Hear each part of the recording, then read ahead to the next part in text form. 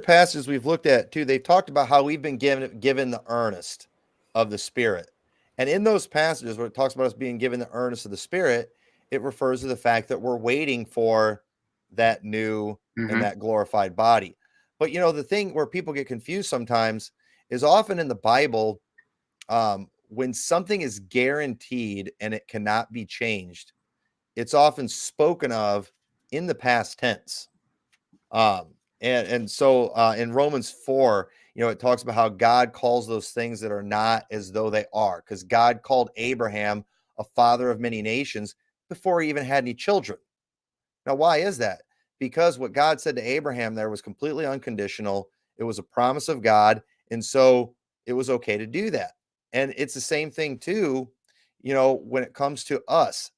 I don't have the full package of my salvation. I still have a sinful body, but I have the promise of it. So it is completely appropriate and 100% biblical to refer to myself right now as saved. And so that's what we're seeing a lot of times in the Bible.